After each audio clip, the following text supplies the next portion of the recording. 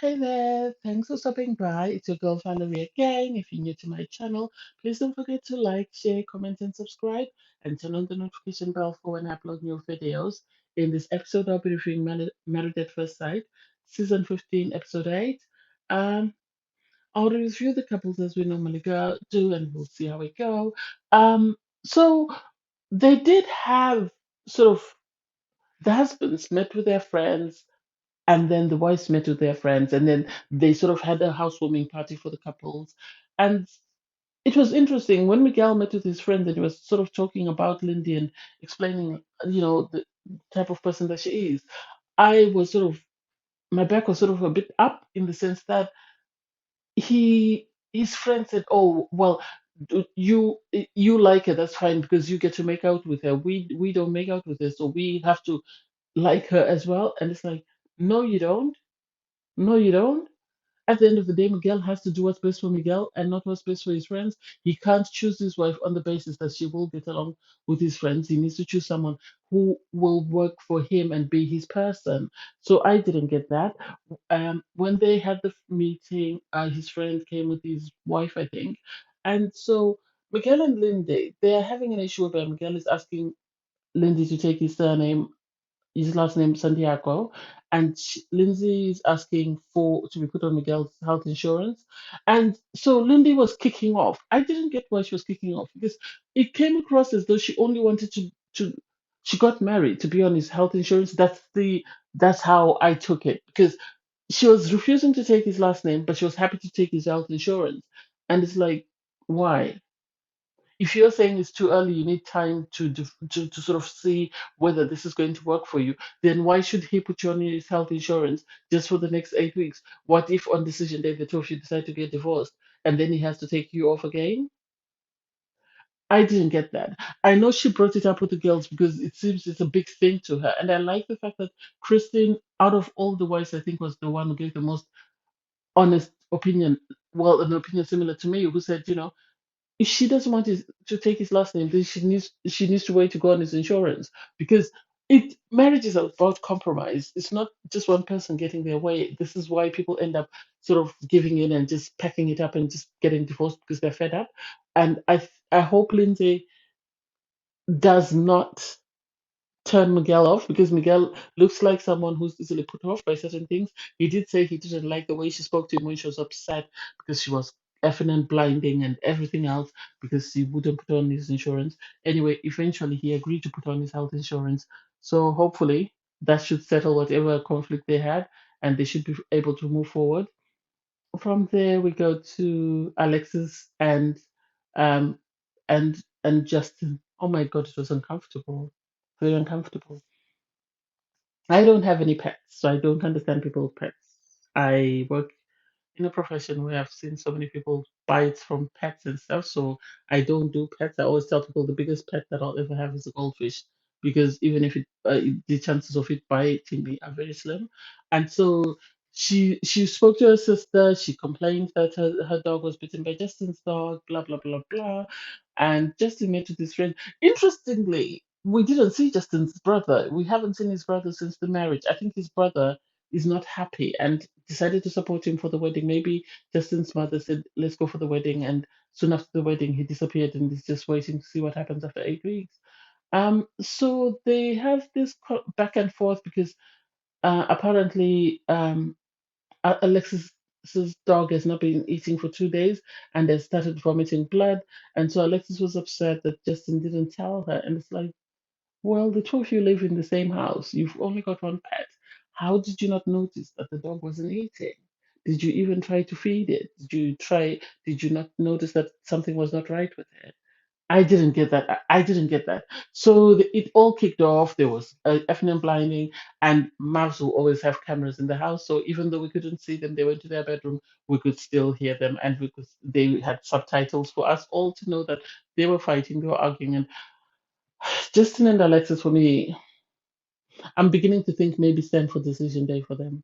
I'm beginning to think that because they're becoming toxic, which is really sad in the sense that their conflict management is terrible. Because even when they met up at the shop, I felt sorry for the mouse crew and I felt sorry for the lady who owns the little candy store because the way they were carrying on in there until Alexis ended up shouting, unmic me, and it's just like, why? What is so big that the two of you have to throw such a tantrum? I know she's upset about her dog, but what is going to happen then? Because I think Pastor Carl did try to address this with them, and I don't know whether they need another expert. I wish the couples, if they were struggling, would always ask for an expert. At least if they have an expert around, that will help them sort of navigate the issues they're having. And they had a conversation with their where they get together, they were unhappy, and then they started to kick it started to kick off again in front of people, and it was very uncomfortable to watch. Oh my god, it was very uncomfortable to watch. Justin did speak to her family, and Alexis spoke to Justin's family friends, and I don't even know where to start with the two of them. I don't even know what to say needs to be done in regards to the two of them. I know when Justin met with the other husbands at the end of the episode, he was talking about they haven't become intimate and stuff, and I thought that is the last thing you need to think about at the moment. You've got a lot of problems that you need to focus on at present. That's just what I feel. Anyway, from there we'll go to Ben and Morgan. Ben and Morgan for me. Ben and Morgan are a bit of I I like Ben, so I think I tend to be biased about Ben because I think Ben is really trying, and I think Ben. The thing is, Morgan is so set in her ways and is very stubborn, and Ben is trying to sort of compromise and is going to compromise himself into the ground. And I like the fact that just sorry, Ben's friends actually asked Morgan that, are you not going to forgive him about him saying you're not a nurse until he dies, then until he's in the ground? Because she keeps holding on to that. I don't know if there's the production crew that's telling her that this needs to be a storyline or whatever, but he's apologized. He said he told her friend that, I've tried, I buy her favorite sausage, I do this, I do that. That's all he can do because he's only known this woman for the last 2 weeks. He can't perform any other grand gestures because he doesn't. He's still learning her and he's still trying to know what she likes. And the fact that she is still so set in her ways and he's still so upset that he confided in someone and he did this and it's just like, please don't. You are telling your friends, but he's not allowed to tell his friends. That doesn't make sense. That doesn't make sense. And so I don't know. I really don't know. I don't even know what's going to happen because Pastor Carl spoke to her and her friends spoke to Morgan again and they told her exactly the same thing. And even when she met with the other wives at the end of the episode, they still told her the same thing that she needs to let her walls down and try and build something. And personally, of all the husbands, I think Ben is actually not as bad as most of the husbands on the season. And I know people say he's frugal, but at least it's not like he's wasting his money. He's saving the money for his family, for their future. And I hope Morgan doesn't lose this guy because I think he's amazing. From there, we go on to Mitch and Kristen. Mitch and Kristen for me. God. Mitch and Kristen for me. Kristen really wants to be married. That's the impression that I get. Kristen really wants to be married because she's really talking up this guy to be the best thing since sliced bread, and he's not it. He's not it.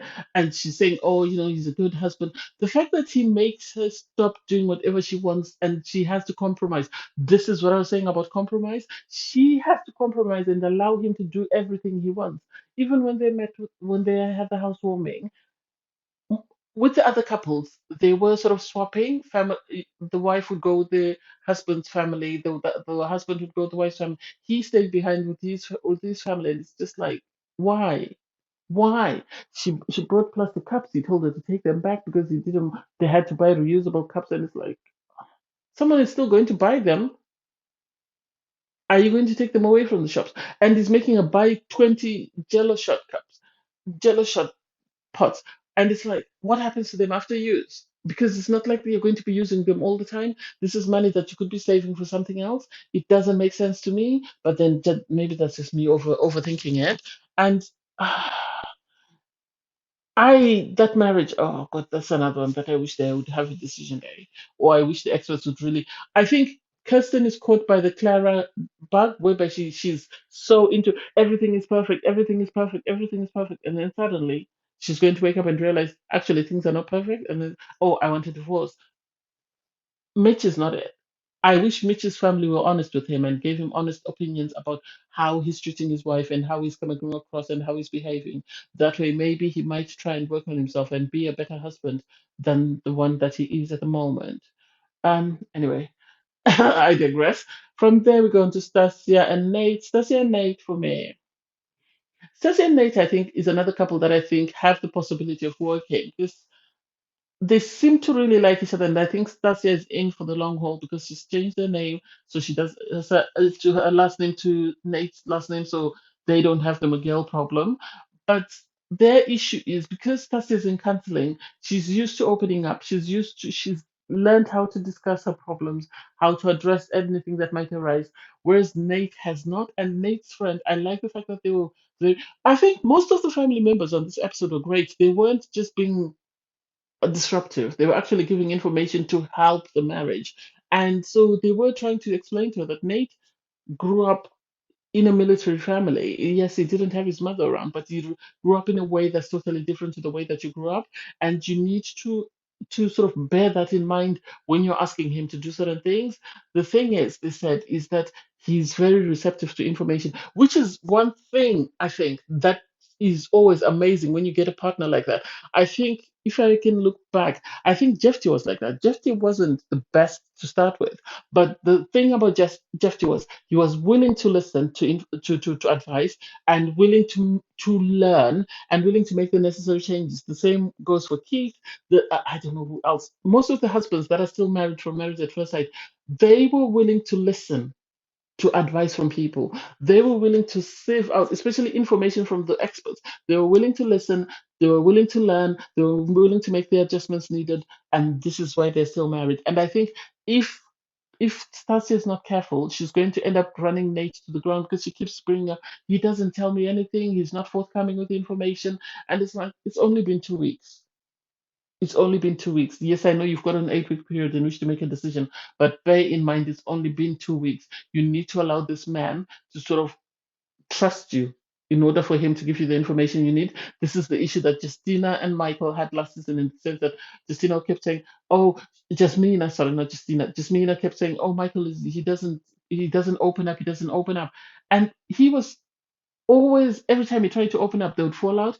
And this is why I think they're divorced today. And I hope, if nothing else, Nate and Stasia don't go down the same road. I hope they learn from previous couples and they make the necessary arrangements. We didn't see any clips of the experts coming in next week, which is sad because I think the experts should come in maybe every 2 to 3 episodes and just sort of check and get the temperature of what's going on with the couple, see what help they need, and then leave them to do the work and then come back again, catch up from where they left, see what progress has taken place and what else needs to be done. But anyway, I digress. Thanks guys for watching. Please don't forget to like, share, comment, and subscribe. Bye guys.